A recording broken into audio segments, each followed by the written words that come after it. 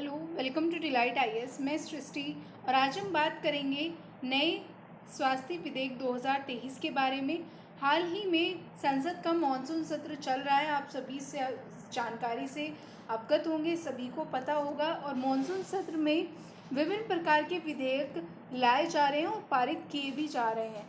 तो ऐसे में एक नया विधेयक, स्वास्थ्य विधेयक, जो बहुत बड़े बदलाव के साथ आया है और जिससे हमें बहुत सारे लाभ भी देखने को मिलेंगे। ठीक है, तो चलिए आज हम बात करते हैं इसी विधेयक के बारे में। तो जो हाल ही में 24 जुलाई 2023 को संसद में दो स्वास्थ्य विधेयक, राष्ट्रीय दंत चिकित्सा आयोग विधेयक 2023 और राष्ट्रीय नर्सिंग है, ठीक है, नर्सिंग, ओके, हाँ, राष्ट्रीय नर्सिंग और मिडवाइफरी आयोग विधेयक 2023 पेश किए गए हैं। विधेयक दंत चिकित्सक की बात करें तो विधेयक दंत चिकित्सक अधिनियम 1948 और भारतीय नर्सिंग परिषद अधिनियम 1947 को निरस्त करने का प्रयास करता है। ठीक है, यह विधेयक राष्ट्रीय चिकित्सा आयोग की तर्ज पर अर्थात एमएनसी की तर्ज पर दंत चिकित्सकों और नर्सों और दाई आप जानते ही होंगे, गांव में आज भी जो काम करती हैं नर्सिंग का, जैसे कि किसी की डिलीवरी होती है, कोई महिला के प्रसव के टाइम पे जो चीज़ें होती हैं, वो आज भी बहुत से ऐसे गांव हैं जहाँ पे दाइयाँ इस काम को करती हैं, लेकिन जिनको आज तक भी कोई मान्यता प्राप्त नहीं हुई थी।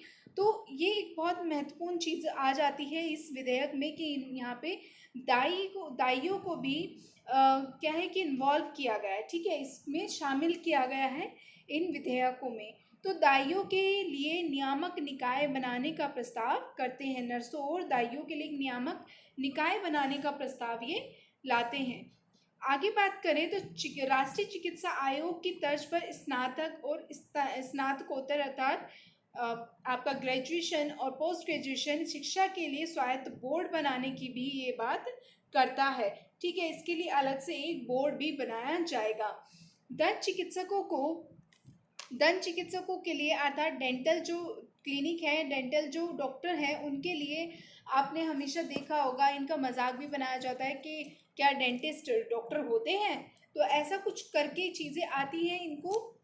तो इनके लिए जो है ये दंत चिकित्सक के लिए ये विधेयक बहुत ज़्यादा महत्वपूर्ण हो जाते हैं, इनको एक बड़े नए बदलाव के लिए और आने वाले समय में इनके लिए शिक्षा में भी नई नई चीज़ें देखने को मिलेगी।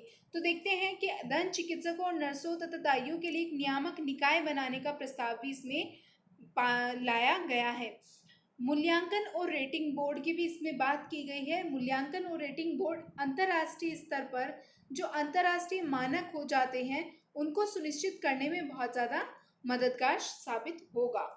एक नैतिकता और पंजीकरण बोर्ड भी यहाँ पे देखने को मिल रहा है। आप सभी को पता होगा कि कोई भी आप कार्य करते हैं तो उसमें किसी भी प्रोफेशन में पंजीकरण बोर्ड होता है, वहाँ पे आपको पंजीकरण कराना होता है, तभी आप एक कह सकते हैं कि आप एक वेरीफाइड हो जाते हैं पंजीकरण कराने के बाद। तो यहाँ पे एक नैतिकता और पंजीकरण बोर्ड भी बनाने का प्रस्ताव इसके अंदर लाया गया है।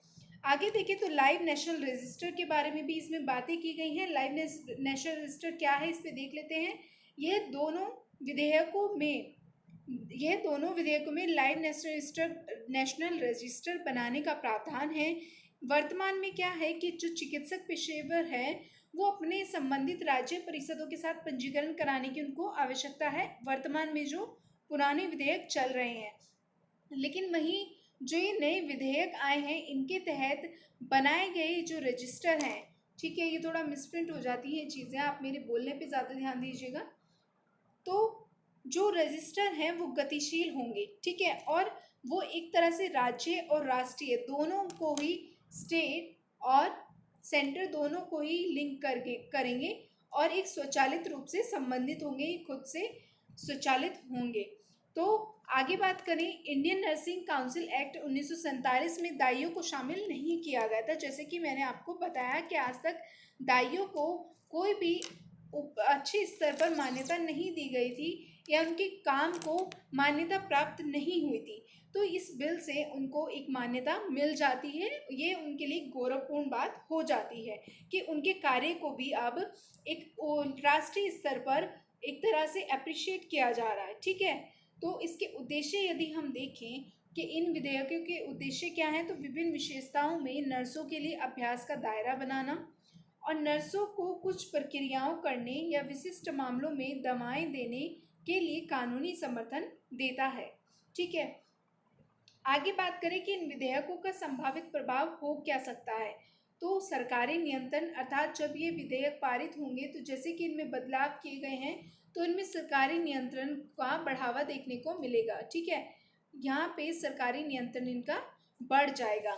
आगे देखें तो शिक्षा के नियमन में सरकार की भूमिका भी बहुत ज़्यादा बढ़ जाएगी और सरकार की भूमिका यदि बढ़ जाती है तो अच्छे स्तर पर कार्य होंगे। कुछ भी चीज़ें यदि हो रही हैं ग्राउंड लेवल पे तो उनको सराहा जाएगा और उनके लिए अच्छे से अच्छे कार्य किए जाएंगे। तो एक राष्ट्रीय स्तर पर बहुत अच्छा कार्य ये लाया गया है, ये बहुत ही अच्छा विधेयक लाया गया है, इसको हम ऐसा कह सकते हैं। अंतर्राष्ट्रीय स्तर का पाठ्यक्रम की बात करें तो आपने देखा होगा कि डॉक्टर का पढ़ाई करने के लिए क्या जो बच्चे हैं वो फॉरेन में जाते हैं, अंतर्राष्ट्रीय स्तर पर अंतर्राष्ट्रीय देशों में जाते हैं, वहाँ पे जाके पढ़ाई भी करते हैं। तो इसमें डेंटिस्ट में दंत चिकित्सकों के लिए और नर्सिंग दाइयों के लिए एक अंतर्राष्ट्रीय स्तर का पाठ्यक्रम लाया जा रहा है जो इनको एक नया चेंज लाएगा इनके अंदर, और जो नई नई शिक्षा होंगी, शिक्षा पद्धति होंगी, उनको भी ये बढ़ावा देगा। तो कुछ नई चीज़ें इनको सीखने को मिलेंगी, अंतर्राष्ट्रीय स्तर के पाठ्यक्रम से नया बदलाव देखने को यहाँ पे मिलेगा। गुणवत्तापूर्ण शिक्षा इनको दी जाएगी, तो ये भी बहुत अच्छी चीज़ देखने को मिल रही है इन विधेयकों में। और आवश्यकता आधारित अनुसंधान भी शामिल किए गए हैं, अर्थात यदि इन दंत चिकित्सकों डेंटल डॉक्टर्स के लिए यदि कोई अनुसंधान करने की भी बात हो गई तो बहुत बड़े स्तर पर इनके लिए रिसर्च एंड डेवलपमेंट किया जाएगा। ठीक है, तो आवश्यकता आधारित अनुसंधान भी इसमें शामिल हो सकते हैं कि संभावित प्रभाव कह सकते हैं कि इनमें आगे आने वाले विधेयकों से संभावित प्रभाव में आवश्यकता आधारित अनुसंधान, गुणवत्तापूर्ण शिक्षा देखने को मिलेगी, अंतर्राष्ट्रीय स्तर का पाठ्यक्रम भी देखने को मिल सकता है। तो ये थे हमारे विधेयक जो कि बहुत ज़्यादा चर्चा में हैं, क्योंकि ये बहुत पहली बार हमारे देश में इतने बड़े स्तर पर और इतने अच्छे स्तर पर लाए गए हैं, तो ये बहुत ज़्यादा इम्पोर्टेंट हो जाते हैं हमारी यूपीएससी की तैयारी में। तो चलिए आज के लिए इतना ही। थैंक यू फॉर वॉचिंग, और आप ज्वाइन करें डिलाइट आईएएस, जहाँ पे आपको जितनी भी करंट की चीज़ें हैं वो आपको अच्छे से प्रोवाइड कराई जा रही, गुणवत्तापूर्ण जो भी हमें चीज़ें, इंपॉर्टेंट चीज़ें, महत्वपूर्ण फैक्ट्स हमें मिलते हैं वो हम आपको यहाँ पे बताते हैं। हम आपके लिए यहाँ पे 24/7 अवेलेबल हैं। आपको यदि कोई प्रॉब्लम आती है, कोई भी चीज़ आती है, तो आप कमेंट बॉक्स में उसको लिख के पूछ सकते हैं। यदि आप किसी कोर्स को ज्वाइन करना चाहते हैं, जैसे कि बीपीएससी का चल रहा है हमारा प्रीलिम्स को लेके, तो आप उसको भी ज्वाइन करें। कीवी मैम उस चीज़ के लिए बहुत ज़्यादा आप लोग के लिए बहुत अच्छे अच्छे क्वेश्चंस प्रोवाइड करा रही हैं, तो आप उससे भी जुड़े। और आगे अगर आपको कुछ चीज़ें की ज़रूरत है, कुछ चीज़ों की ज़रूरत है, जैसे कि आपको कुछ नया चाहिए या आप कुछ पढ़ना चाहते हैं, तो आप वो चीज़ें हमें कमेंट बॉक्स में ज़रूर से ज़रूर भेजिए। और आप शेयर करिए हमारी वीडियोस को, लाइक करें, सब्सक्राइब भी करें चैनल को, और इस फैमिली को, डिलाइट आईएएस की फैमिली को बड़ा बनाते जाएं। ठीक है, क्योंकि डिलाइट आईएएस आपके लिए बहुत ज़्यादा मेहनत कर रहा है अपनी एक इस बड़े लेवल पे, जितना हमारे साथ हो सकता है कि यूपीएससी के बच्चों के लिए, एस्पायरेंट्स के लिए इस जर्नी को थोड़ा सा ईजी बनाया जाए। ठीक है, तो चलिए, थैंक यू फॉर वॉचिंग और ज्वाइन करें डिलाइट आईएएस।